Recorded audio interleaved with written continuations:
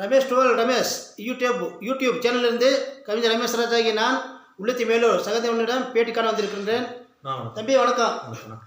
தம்பி சகதேவா, நீங்கள் இப்போ எத்தனை வருஷம் இந்த விவசாயத்தில் இருக்கீங்க? நாங்கள் பிறந்ததுலேருந்தே விவசாயி தான். ஆமாம், சொல்லுங்கள். நம்ம அப்பா காலத்துலேருந்தே விவசாயி தான். இப்போ நான் விவசாயம் பண்ணி ஒரு 20 வருஷம் ஆயிடுச்சு. நீங்களும் இப்போ 20 வருஷம் விவசாயம் பண்ணுறீங்க? விவசாயம் பண்ணிட்டு இருக்கோம். உங்கள் ஐயா காலத்துலேருந்து தாத்தா காலத்துலேருந்து விவசாயம், பரம்பரை விவசாயம். அப்பா வந்து என்ன வேலை செய்கிறாரு? அப்பா வாத்தியார வேலை செய்கிறாரு. வாத்தியந்து ரிட்டையர்டாக இருக்கிறாரு, கேள்விப்பட்டேன். இப்போ கூட விவசாயம் பண்ணுறாரு, நல்ல ஆர்வம் இருக்கு. சரி, இந்த போகத்துக்கு என்ன போட்டிருக்கீங்க? இப்போ கொஞ்சம் கரெக்டு, ஒரு 2 ஏக்கர் கரெக்டு, 1 ஏக்கரா பூண்டு போட்டிருக்கணும். பூண்டு போட்டிருக்கீங்க. இப்போ நல்ல விளைச்சல் இருக்கா?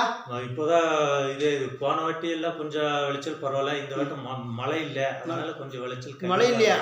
மழையே இல்லைண்ணா. எல்லா பக்கம் மழை பெஞ்சிட்டு இருக்கு, இங்கே மட்டும் இல்லையா? இங்கே இல்லைண்ணா, இங்கே ஒரு மாசமா மழையே இல்லை. ஆமாம், இருக்கிற தண்ணியை வச்சு தான் அட்ஜஸ்ட் பண்ணிட்டு இருக்கிறோம். சரி, இப்போ கிணறு வச்சிருக்கீங்களா இல்லை போர் மாதிரி போட்டிருக்கீங்களா? கிணறு இருக்கு, கொஞ்சம் போர் இருக்கு, எல்லாம் தண்ணி கொஞ்சம் கம்மி ஆயிடுச்சு. கம்மி, இப்போ வற்றி போகுது. ஆமாம், இதாகிட்டு இருக்கு. அதனால அதை வச்சு தான் நாங்கள் அட்ஜஸ்ட் பண்ணி அப்படியே ஒவ்வொரு கட்டுக்கா அடிச்சுட்டு வர்றோம்.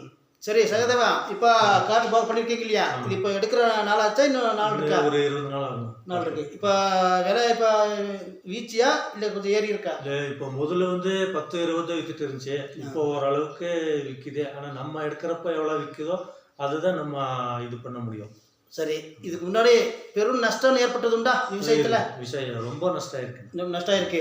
அந்த சமயத்தில் நீங்கள் அந்த சோர்வடையாம மீண்டும் விவசாயத்தை பெருக்கி இருக்கீங்க. விவசாயமே வேண்டான்ற நிலைமை வந்துருச்சு. ஆனாலும் நம்ம வந்து இது தொழில்னு சொல்லி பண்ணிட்டு இருக்கிறோம். விடக்கூடாதுன்னு சொல்லி பண்ணிட்டு இருக்கிறோம். ஒரு வருஷம் ஃபுல்லாக லாஸ் ஆகும், இன்னொரு வருஷம் கொஞ்சம் ஓரளவு கை கூடும். சரி, இது மேற்கொண்டு இன்னும் 5 ஏக்கரா 10 ஏக்கர் செய்யணுங்கிற ஐடியா இருக்கா? இல்லை இருக்கிறதே வச்சு பார்த்தாலும் போதுங்கிற இதை வச்சு இப்போ பார்த்த போதும். நான் வேலைக்கு ஆளுங்க இல்லை. மழை இந்த மாதிரி ஆகுது. 2வது காட்டு விலங்கு, யானை எருமை தொந்தரவு ஜாஸ்தி. யானை தொந்தரவு ஜாஸ்தி. அதனால காலையில காடை வந்து போய் பார்க்குற வரைக்கும் நம்ம காடை கேரண்டி இல்லை. பார்த்தாதான் எல்லாமே இருக்குதா இல்லையான்னு பார்க்க முடியும்.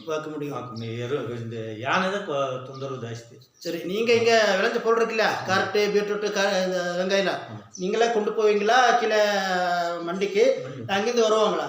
இல்லை, நாங்களே எடுத்து பூண்டெல்லாம் எடுத்துகிட்டு போவோம் மண்டிக்கு. ஆமாம். கேரட் வந்து நம்ம குத்திக்கு கொடுத்துருவீங்க. உங்களுக்கு நிரந்தரமான ஆளுங்க இருக்காங்களா? நிரந்தரமான ஆளுங்கன்ட்டு மாதிரி அந்த மாதிரி இல்லை. யாராவது அந்த சமயத்திலே யார் நல்லா போவீங்க கொடுத்துருவோம். இப்போ இங்கே இப்போ சம்பளம் எவ்வளோ வாங்குறாங்க இன்னைக்கு விவசாய வேலை பார்க்குறவங்களுக்கு? கூலி ஆம்பளை ஆளுங்களுக்கு 600 ரூபா. 600. பொம்பளை இது லேடிஸ்க்கு வந்து 350 ரூபா. 350 ரூபா. பசி கொடுத்துருவோம். பசி கொடுத்துடணும். சரி சகதேவா, நீங்கள் நேரம் டைம் வேஸ்ட் பண்ணி எனக்காக நேரம் ஒதுக்கி பேட்டி கொடுத்ததுக்கு ரொம்ப நன்றி.